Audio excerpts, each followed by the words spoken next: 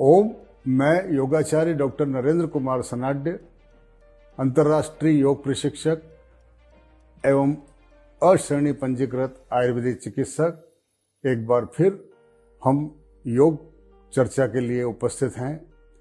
और आज का जो हमारा सवाल है, हमारे सामने जो सवाल है, जो शंका है, जो डाउट है, वो ये है कि क्या गलत ढंग से अभ्यास करने पर कोई हानि होती है या नहीं। तो पहली बात तो ये कि गलत ढंग से तो कोई भी काम करेंगे तो वो हानि ही होगी या वांछित लाभ प्राप्त नहीं होंगे।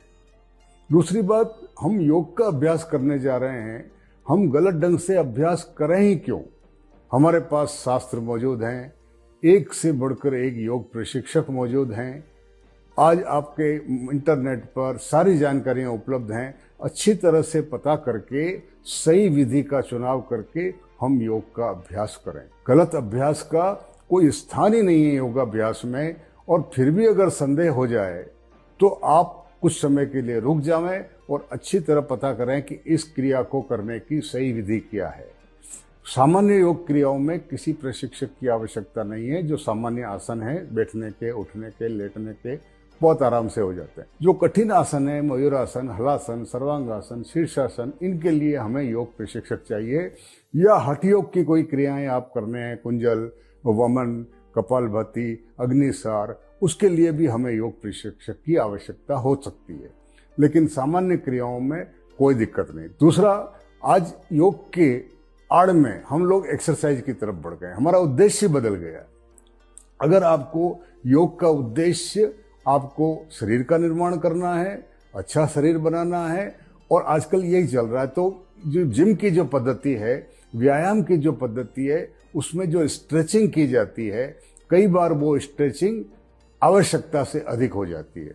हमारे आसनों की जो विधि है और जो श्रृंखला है वो इस तरह से है कि शरीर के हर हिस्से की जो रिक्वायर्ड स्ट्रेचिंग है, जितनी होनी चाहिए वो हो जाती है। लेकिन हम कभी अति उत्साह में आकर अपनी स्ट्रेचिंग को बढ़ा देते हैं और खुद करने के बजाय किसी और का सहयोग लेते हैं। आप उदाहरण देखिए, जैसे नेक की जो एक्सरसाइजेज हैं सूक्ष्म क्रियाओं के तहत, तो गर्दन की जो एक्सरसाइज है वो भुजंगासन में अपवर्ड स्ट्रेचिंग हो जाती है, त्रियक भुजंगासन में पीछे की तरफ हो जाती है, त्रियक ताड़ासन में साइड में हो जाती है, और त्रिकोणासन में जब हम गर्दन को पीछे करते हैं तो उस तरफ चली जाती है। ये पर्याप्त है। लेकिन अति उत्साह में जैसे हम कई बार यूं करते हैं, जबरदस्ती यहां टच करने की कोशिश करते हैं, ये ज्यादा हो जाता है। आप जितना आराम से कर सकें, टच हो या ना हो, ये सहज है। और कई बार तो हम ये करते हैं कि किसी और का सहयोग लेते हैं कि वो हमारे सर को या हाथ को खींच के जो स्ट्रेच करते हैं, क्योंकि किसी और को आपकी स्थिति का, आपकी क्षमता का, आपकी आवश्यकता का और आपके दर्द का एहसास नहीं होता है। इसी प्रकार एक ये स्ट्रेचिंग जो है वो यहाँ तक ठीक है, लेकिन अब अगर कोई जबरदस्ती उसको खींचते हैं तो यहाँ पर शोल्डर में पेन हो सकता है। इस बात का ध्यान रखें। आप खुद करेंगे तो अपने आप आपको ध्यान होगा कि इससे ज्यादा नहीं करना है, लेकिन जब कोई दूसरा आपको मदद करेगा तो उसकी मदद कभी आपके लिए तकलीफ का काम हो सकता है। इसी प्रकार जैसे फॉरवर्ड बेंड में आप पश्चिमोत्तानासन कर रहे हैं, आप जानुशिरासन कर रहे हैं, आपसे झुका नहीं जा रहा है, तो किसी और की मदद मत लीजिए।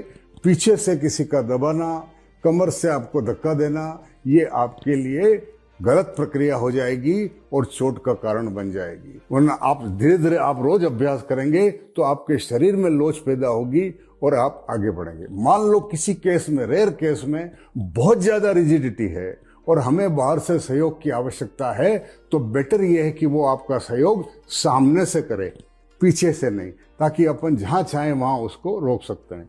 और खुद भी हम स्ट्रेचिंग में सहयोग ले सकते हैं। यदि मुझसे आगे नहीं झुका जाता तो एक रुमाल का, दुपट्टे का, मफलर का प्रयोग करके पैर के अंदर फंसाकर उसका सहारा लेकर हम थोड़ा आगे बढ़ सकते हैं।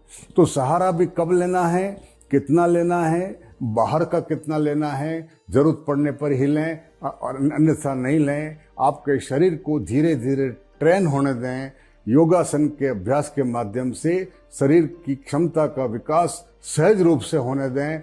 गलत की गुंजाइश नहीं है। अगर आप जानबूझकर कोई गलती करते हैं तो उसके लिए आप जिम्मेदार होंगे और अति उत्साह आपकी गलती का कारण बनता है, वरना सामान्य योगाभ्यास में किसी प्रकार की कोई तकलीफ नहीं है। करत करत अभ्यास के आप अभ्यास करिए। Do and experience is the best method of learning. Om, जय हिंद, जय भारत, वंदे मातरम।